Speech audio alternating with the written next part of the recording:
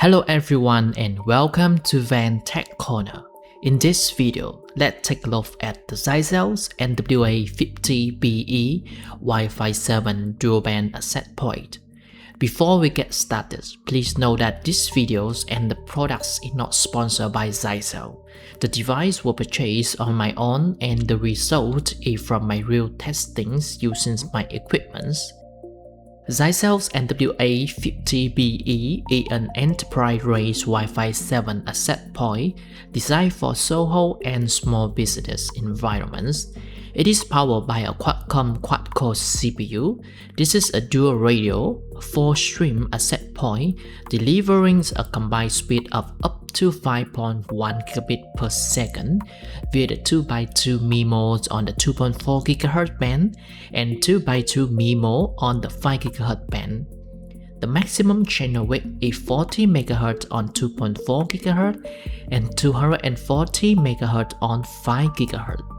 You can configure the NWA50BE to work as a standalone access point or add it to the Nebula Cloud for central management. As the Nebula Cloud is free, I highly recommend the cloud option for streamlined configurations and hassle-free monitoring. Now, let's see what is inside the box. The product's packaging is very simple and eco-friendly. This is what I love about Zyxel products. In the box, we have a safety warning papers and it is written in different languages. I don't know if anyone is reading this, but I always skip it. Here comes the NW50BE in a plastic bag. Just a moment, I need to cover the device serial numbers and MAC address. Very nice products. We have a 12V 1.5 amp power supply with US plug. Don't throw the box away because something is still there. Lastly, there is a mounting bracket with screws and 2 rubber stands. That is all we got for $77 US. Alright, let's flip it over and talk about the I/O and connectivity. We have a 2.5 gigabit Ethernet ports for uplink. PoE Plus or 802.380 is also supported, and you need a PoE adapters or PoE switch to do that. Right next to the Ethernet port is a DC power connector. This is where the 12V 1.5 amp power supply is connected. And lastly, on the left side, there is a UART console port. On the other side of the AP, we have the reset button. I believe the function of it is clear to everyone and we don't need to talk about it. And that is all. Now, let's connect the AP to the switch and insert the power cable to turn it on. Setting up a Zyxel device is always simple and straightforward. This is still applied to the NW50BE. First, download the Nebula mobile application, sign in or register for a free account, and then go to the Devices tab, click the plus sign to add new device. Here, you just need to scan the QR code of the NWA50BE and it will be added to the Nebula Cloud. Here, you can enable auto firmware checks and updates during the initial setup. I recommend enable these features as the AP may run an outdated version of firmware that could affect the performance. After the device is added to the cloud, you need to configure Wi-Fi address ID and password. Let's go to the Wi-Fi tab and here you can create your Wi-Fi address ID and password. I already have 3 address ID configured, so we will just keep it.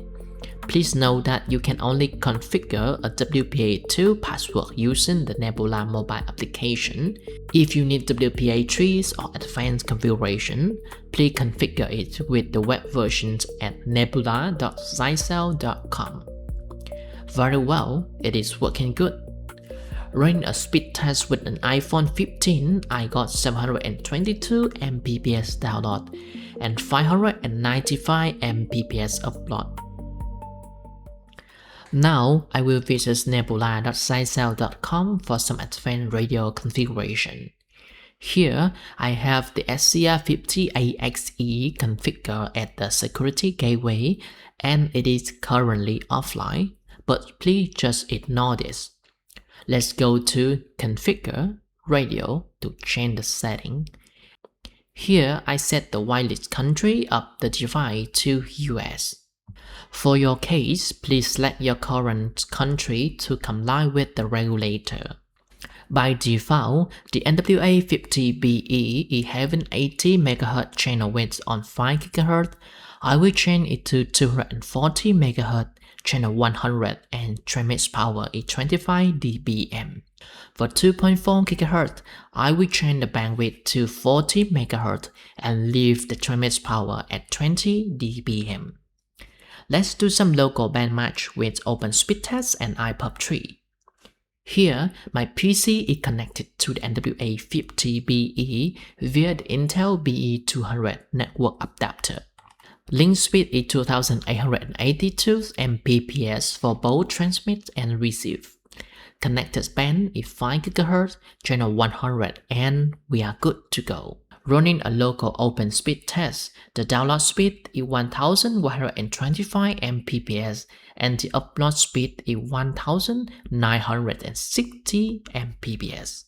The result is more or less the same in the second test, which is 1132 Mbps download and 2138 Mbps upload. Next, I will conduct an unusual test. I configured the PPI-R4 with the BE14000 Wi-Fi 7X at an AP client.